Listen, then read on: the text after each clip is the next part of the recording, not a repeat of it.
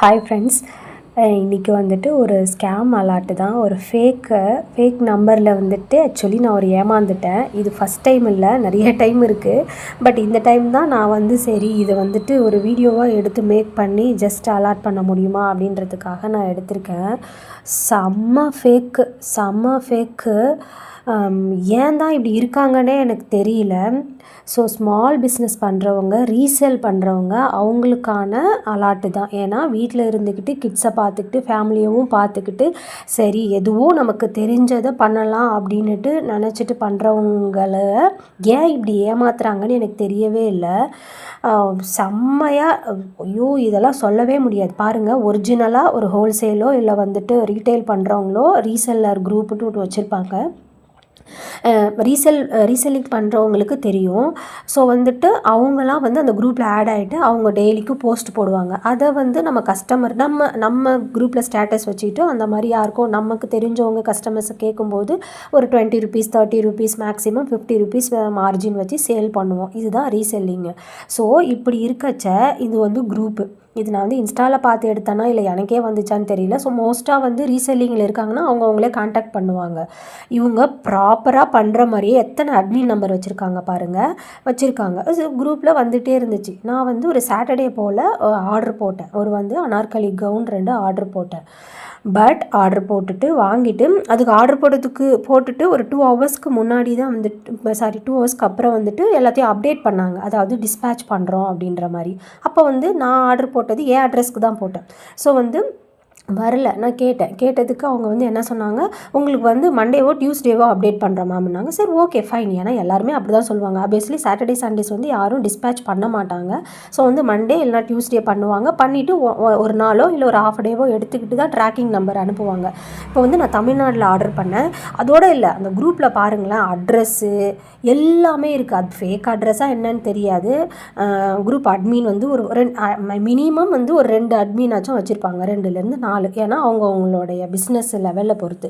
So இதெல்லாம் பார்க்கும்போது உண்மைன்னு தெரிஞ்சு தான் நான் வந்து இதுங்களை நம்பினதுக்கு ஐயோ கடவுளே இந்த பீப்புளெலாம் ஏன் இப்படி இருக்காங்க பாருங்களேன். இந்த சேட்டு தான் அது நம்பரு. ஸோ வந்துட்டு அவங்களுக்கு ஹாய் சொல்லிவிட்டு இது 2ம் வேணும்னு கேட்டேன். அவங்க அந்த எப்படி மெயின்டைன் பண்ணுவாங்க, அவைலபிலிட்டி செக் பண்ணிவிட்டு சொல்கிறோம் அப்படின்னு சொல்லிவிட்டு அதுக்கேற்ற மாதிரியே அவைலபிலிட்டி செக் பண்ணிவிட்டு அவைலபிள் இருக்குது மேம், 2 எடுத்திங்கன்னா உங்களுக்கு ஃப்ரீ ஷிப்பிங்கில் வரும் அப்படின்ற மாதிரி சொன்னாங்க. நான் ஒரு லூஸு. இதுவும் அவங்க பேஜ்லேருந்து பார்த்து இதுவும் எனக்கு அதோட சேர்ந்து வந்துருமா அப்படின்னு கேட்டுட்டு இருந்தேன். ஸோ வந்துட்டு அவங்க வந்து இது வராதே தனி பார்சல் தான் வருன்றதுனால இதுக்கான அமௌண்ட்டு நான் பே பண்ணல. இதுவும் ஃப்ரீ ஷிப்பிங்கில் வரும்னா ஃப்ரீ ஷிப்பிங்க்கு ஆசைப்பட்டு அதுக்கும் அமௌண்ட்டு ஒரு 500 800 சொன்னாங்க, போட்டிருப்பேன் பாருங்கள். இதில் கூட அவங்களோடது லக்ஷ்மி பொட்டிக்குன்னு இருக்குது.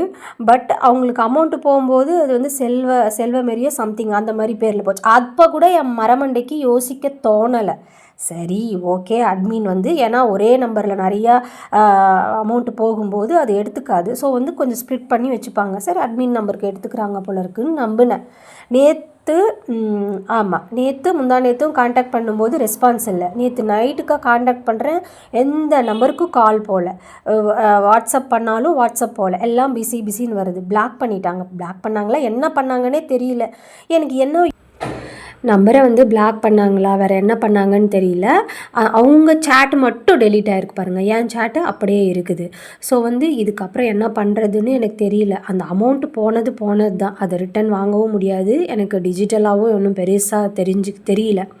சரிங்களா? இப்போ நான் என்ன சொல்ல வரேன்னா, தயவு செஞ்சு ஸ்மால் பிஸ்னஸோ இல்லை வந்து ஸ்மால் பிஸ்னஸில் நம்ம நிறையா கேள்விப்பட்டிருக்கோம். அதாவது வந்துட்டு அமௌண்ட்டு போட்ட மாதிரி எடிட் பண்ணி கூகுள் பேவோ இல்லை ஜிபேவோ ஃபோன்பேவோ அந்த ஸ்க்ரீன்ஷாட்டை அனுப்புகிறதா நம்ம கேள்விப்பட்டிருக்கோம். அதுதான் நான் பார்த்துருக்கேன்.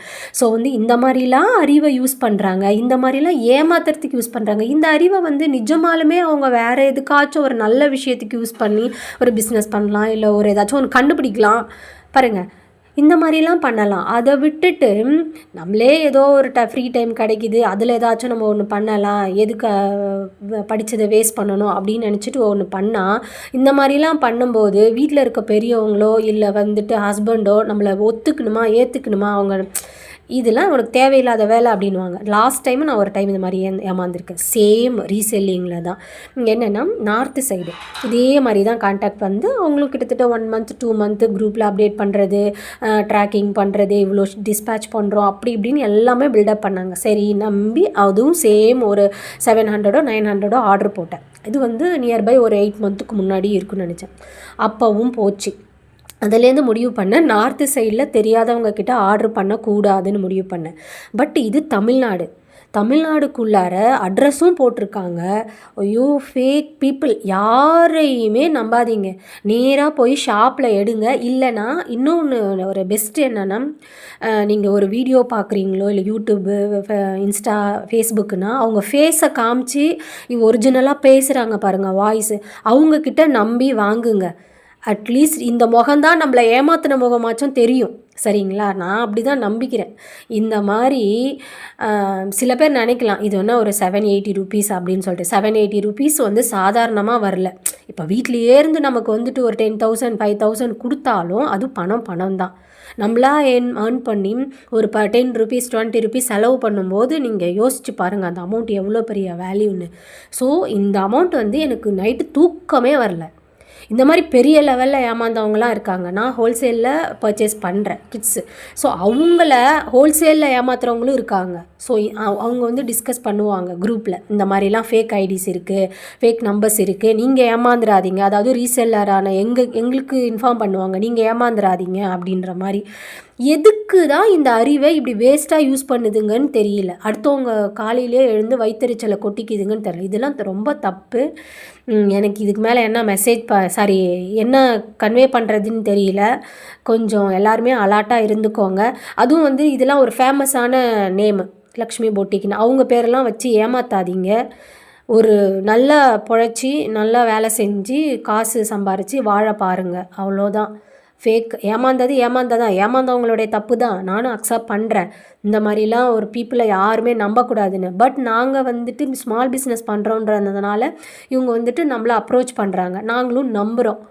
இன்னும் எவ்வளோ பேர் இதெல்லாம் நம்பிட்டு யாரெல்லாம் ஆர்டர் போட்டு என்னென்ன பண்ணாங்கன்னு கூட தெரியல. அவங்கள போய் கண்டுபிடிக்கவும் முடியல. நானும் வந்துட்டு நேற்று நைட்டுலேருந்து ஃபுல்லாக இன்ஸ்டாகிராம் அது இதுன்னு சர்ச் பண்ணிட்டு தான் இருக்கேன். பட் அந்த அளவுக்கு நமக்கு அவேர்னஸ் இல்லை, தெரியல, நாலேஜ் இல்லை. அவ்வளோதான். தேங்க்யூ. கொஞ்சம் உஷாராக இருந்துக்கோங்க.